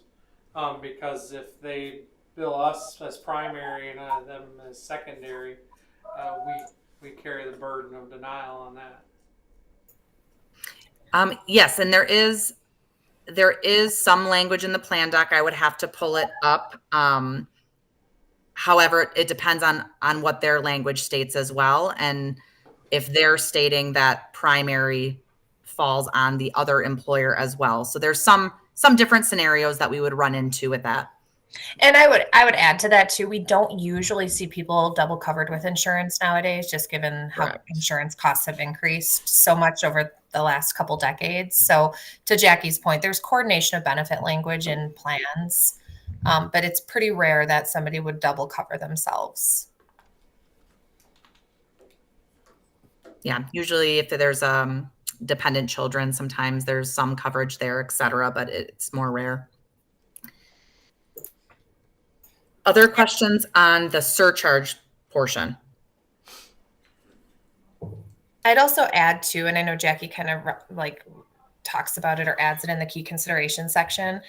Anytime there's either of these strategies, surcharge or cash in lieu, a lot of times what happens is it's not all things created equal with the population that drops off the plan. You tend to lose the healthier risk that will go first because they don't necessarily have a need to have as rich of a benefit. So they'll take in a cash and lieu situation, they'll take the cash and join a less rich benefit if it's a family member. Or in the case with the surcharge, we'll see them pay the surcharge to get the benefit that's richer through Pulaski, for example, than through another employer. So that's a component to this analysis that needs to certainly be considered because it's material. I just wanted to add that. Yeah, absolutely. The other program then is that cash in lieu. So we know that 124 employees currently waive coverage. If you did a cash in lieu program, we've seen ranges on the low end from 2,000 to 8,000. The median range for cash in lieu is 5,000. Right off the bat, that would be an additional 620,000. So you may lose additional employees from the plan, but you're also paying the 124 that have already waived coverage. So that's an additional cost right off the bat. So that one's a hard one to implement when you already have so many waivers. If there wasn't as many waivers to be able to entice the waivers, we see employers evaluate it, but we've also seen employers, more so go away from the cash in lieu for a variety of reasons. And some of it is what Mandy mentioned in the key considerations. But that would be a significant upfront cost to Pulaski to do a cash in lieu program.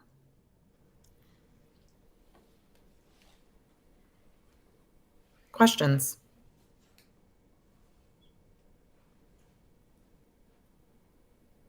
All right. So I did add in the appendix some of the fixed fee details. I know there was some additional questions about exactly what was included in some of these buckets. We did provide just a high level definition too that can be sent out to the board in whole on what some of these things mean. But wanted to ask specifically, is there any section that you'd like us to go through or answer more questions on from the fixed fees? I'm good now. Okay. Has it been considered anything with radiology? As far as direct contracting, or in what context? Right. So yes, that has been on the docket, as well as emergency services. There is more so just where you're getting the care completed, hospital versus freestanding, et cetera. So those have been conversations, but has not been the largest change or savings that we've seen when we've done the analysis for the district. And then I think one of the others that was mentioned was care navigation as well. We did do that analysis. Ultimately, not something we moved forward with, but if there's any solutions that you're interested in that maybe we've reviewed that weren't necessarily brought forward or you have questions on, we'd be happy to put together that information as well. Some of those things I know, if the savings doesn't make sense or there's too much employee disruption, some of those things may not be considered or were maybe considered a couple of years ago. If there's newer board members, again, happy to provide any of that detail. Thank you. Is there any other questions we can answer? I know we went through a lot of data and some of it painstakingly with the interruptions, so we apologize for that and thank you for your patience. And thank you for the flexibility for the remote opportunity. Be safe. The weather's pretty gnarly right now. So when we get it to renewal, it's going to be the final proposal shared with us? Yeah, so the renewal will be a couple of things. One, we need to meet with Benefits Advisory Committee to discuss with them. The renewal looks like, one, budgetary wise, we should charge ourselves an 8%, and then how do we handle that on the employee premium side is really the renewal. Noting that once we set employee premiums, that's set, but we may change what our premium equivalency is with how the year ends. But yeah, approval is simply what needs to go on the employee side. Will you talk with them about that spousal surcharge too, especially as you're looking at if we have to increase their premiums? Is that something they'd like to see to offset? I mean, quick numbers, that's $500,000 if we went that route. Yeah, that can be a discussion point. The benefits of lieu isn't a talking point yet, just based on the number that waives. Yeah. But we will discuss the potential of spousal surcharge. And, we'll have that discussion with them. Okay. So how many days do you guys need? So the 30th meeting with, of course, the next day being May 1st, how many days do you guys need prior to open enrollment? So I haven't been through open enrollment here, so I'm not quite sure everything that needs to be done and what Ron Brown will help us with. But generally, it's a significant undertaking to get all our program updated, employee navigator, getting the benefit guide updated. there's a lot that needs to be updated. I would say probably the 9th would be the best. Will everything be ready then, by then though? No, and I would say when we talked, when it was the 23rd, we don't have a meeting on the 9th, right? It's the 16th. We do. Oh, I'm The sorry, 9th I and thought it the was the 30th. 16th. We have it on the 9th and the 30th. I guess that, would all renewal information be in by April 9th? Is that doable? That's a question for Brown and Brown. But well before Yes. the 9th. Do not give it to Right. us the 9th. Like, let's Yeah, it build would some have to days be- in there because we know how this goes. When could would you have guys to be have the it to us 4th. for sure? Jackie, it would have to be the 4th for that Friday beforehand. All right, I'm just looking at a calendar quick and making sure, because the biggest part is going to be firm stop loss. So let me just check really quick here. And we can talk about this. I mean, I don't know how everybody else feels, but if it's, I mean, have a special meeting for that, and, you know, Allison, if you're, you know, away, you know, you can maybe join virtually or something.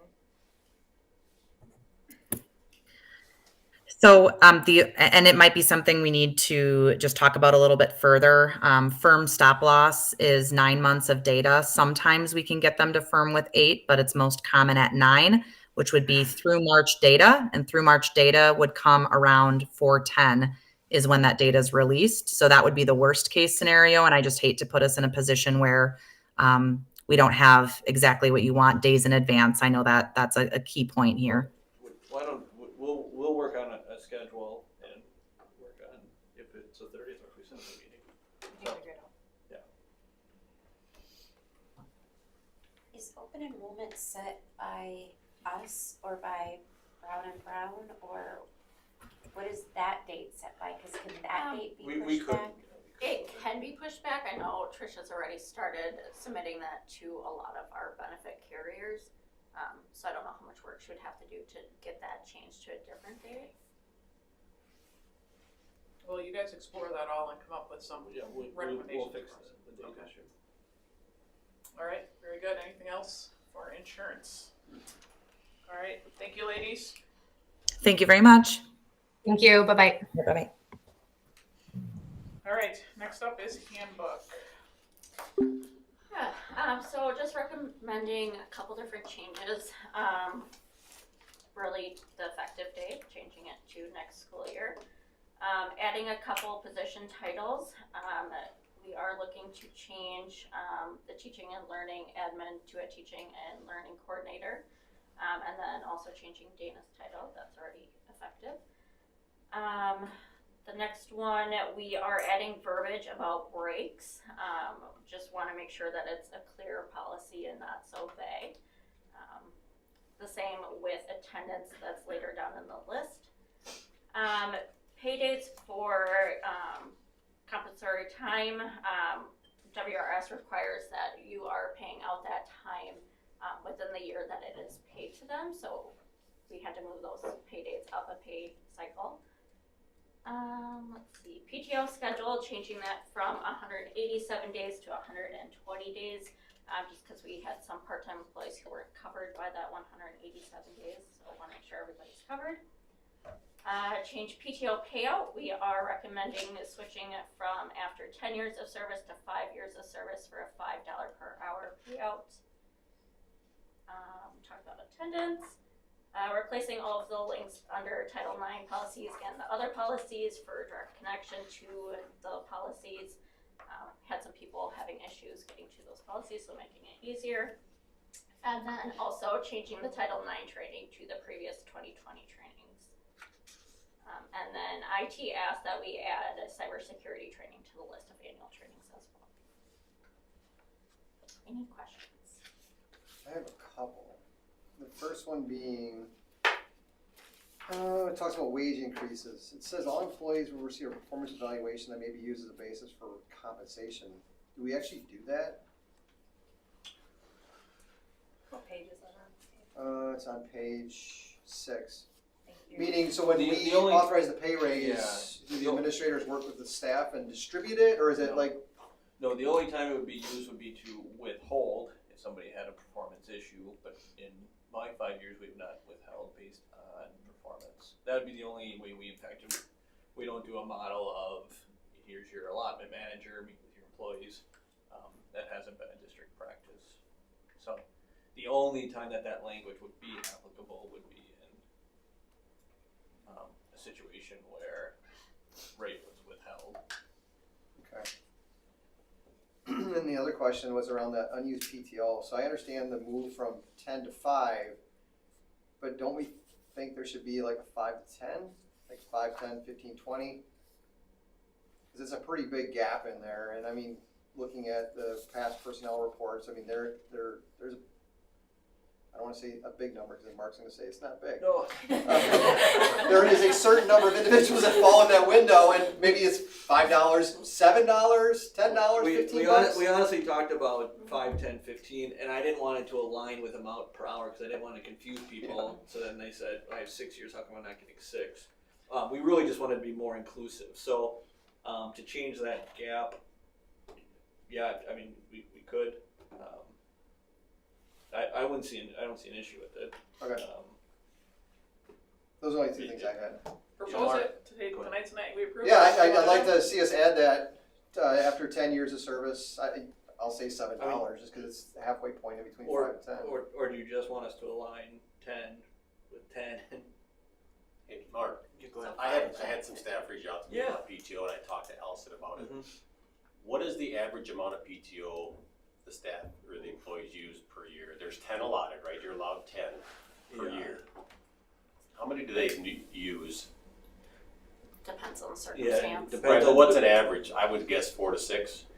I mean, you honestly probably have, I would say average is probably there. You probably have teachers, probably have 30-year teachers who don't use it very often and are at capped.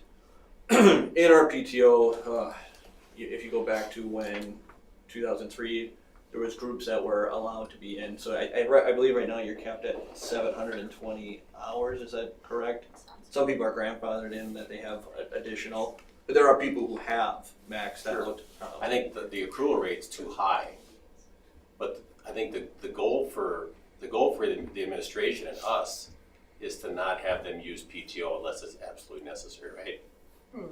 Right, because then you're paying for that 8 hours twice. Right. So my suggestion was to lower the accrual rate more to where they actually take their days, 4 to 6. Oh, sure. Right, and then increase the payout because they have some incentive not to take it. Because if they take PTO, we're paying twice for that 8 hours, as opposed to what if they don't take the PTO. So I would never recommend removing time from employees. That's not a good precedent to set. Really. Is that standard for the industry for 10 days? You were saying it is, but in most industries it's far less. Well, you also have to remember that includes sick days, right? That is sick time. That is sick time. That's all the time. It's all the time. Right. But I don't think most employees use 10, and I would think that most employees, if they use 10 every year, would probably be frowned upon. Would that be accurate? It depends on the position. The staff member that reached out to me was more focused on the payout. I think that's increasing the payout to increase the incentive not to take the days. But having enough days for the unplanned sick or the medical appointment, but most people don't use 10. So lower the accrual, increase the payout is what they were suggesting. Are you kind of pushing more people to leave? Say that again? If you're increasing the payout amount and lowering the payout amount, aren't you really kind of pushing people to leave? No, there's not that much money in there. PTO. But it is a little bit of an incentive not to take your PTO. And if we were to increase the payout amount, we would have to reduce, and we'd have to retroact and cap it because of people who have banked over 20 years that have. Right. So he's already suggesting raising a couple bucks. And I like your idea of 5, 5, 10, 10, 15, 15, 20, 20. Is that what you're saying, right, Mark? Yeah. Yeah, we can add a category. Is that budgetarily sound for you? Like, let's not put ourselves in a further predicament financially. You're really only adding the 5. Because most companies I work for, big commercial companies, it was 3 to 5 days for sick time. Yeah, and now and we're then at 10. you also have to think over a 20-year career. Chances are you're going to have one surgery where you're going to have a long-term leave or right. That's an exception. And that's when people really lose this time, or I shouldn't say lose, utilize it. I'm certainly not trying to take away a benefit. I'm just Yeah. trying to increase the payout at the end because I think that's terribly low. So could we right now comfortably go 5, 10, 15, 20? 20, I don't think is one that we've had. That would be adding a category. Yeah. Where Well, there's a Five- 20 It's years, adding which is 10 15 years. bucks today. Yeah. So just give it to us straight. Well, I would need time to see how many people leave in that category on an annual basis. Moving it from 10 to 5 doesn't change much. No, I say we adopt the change. My opinion is we Yeah. adopt the change presented, and you get us some data, and we can talk about it next time. Okay. Because we're only making it better by moving it from 10 to 5. Yes. Yeah, I'd be comfortable even if you wanted to do the 5, 10, 15 and leave it at 3 categories. I'm trying to think of somebody with a larger payout, how that would impact. And the hard part for budgeting is usually happen in June. We're not always prepared for them, so then all of a sudden we'll see You could, and there'd be no budget impact. 5, 10, 15. 15 is 20 is the same as 15 then. Yeah. right. So we could do that too. Yeah. If anything, I would do that just to help with years of service. Let's do it. I just would recommend we improve what we have brought to you, because this we've looked at. This is sound, and we will have some conversation, and we will bring it back. That's what I would recommend. And I would say And when, Mark's in a good mood. I know. We're almost there. I'm running numbers in my head that what the And impact would be. there's no, Again, I think you're we talking, can just talk about it. yeah, you're Take a talking look at some thousands of scenarios. dollars. The impact is if you're sitting at that 20 years of service and you have accumulated and get paid out for 720, it's $3,600. That's the difference if it's $15 versus $20. Right, and even how many people leave on a yearly basis, 10, 15, so. All right. Definitely don't want to take anything away, just want to make it clear. and I want to say that I encourage teachers and staff to use their PTO. I mean, I work for a company and you are only allowed to have so many built up hours and they make you take it because you need to have work-life balance. So please use your PTO when you need to use it. That is what it's there for, and you don't need to be sick to use it. Absolutely use it when you need to. We have budgets for this. Exactly. It's built in. Take your time. Exactly. Okay. Any other questions? Just need a motion to approve it. I move to approve the handbook revisions as presented. I'll second it. Motion is second. Any other questions? All those in favor? Aye. All those opposed? Motion carried. Thank you. All right. Personnel. We have Larissa Corson starting with us next school year. She has 14 years of teaching experience coming from the Green Bay School District and has her master's degree. And I know she's very excited to get approved tonight. Good. How are you guys doing with, I know that you opened up those positions. Maybe seen some application flow. There's been quite a few applicants for all the jobs, so. Good. Quite a few of them. Good. Look forward to seeing some more next month. I'll make a motion to approve the personnel report as presented. I'll second. Motion and a second. Any other questions for Stephanie? All those in favor? Aye. All those opposed? Motion carried. Thank you. And then we just have February budget report. Budget report, nothing to report on. We're looking fine for year end. You'll see more on 25, 26 as hear from legislators and attend some of those sessions. So. Are we going to be able to close the gap anymore this year? I know we had a budget deficit. Do you have any thoughts on that? It really all comes down to revenue limit, which we're basically set on what we know for expenses with insurance, position, staffing, and CPI. We just do not know where our revenue limit is set because we're in a budget year. So I do not know on the revenue side where we're going to net out. So I don't know what we to close the gap on. So this current year is what they're debating right now? Yes, and we will not.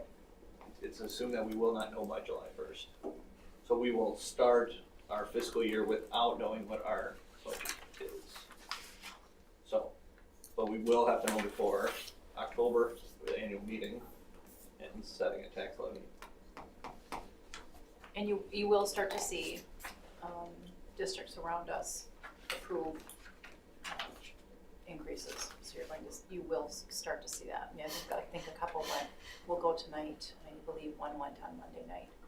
So we did just get notification that the Joint Finance Committee hearings are starting in April, and Kakana is a local one, April 2nd. So public is always welcome to attend those, and I know I threw it on our agenda tomorrow to have a conversation because we used to, as a team, go in and speak about how the budget impacts us, special ed, teaching and learning, hiring, all of those types of things. So, and there were 3 other dates, I think, in April around the state.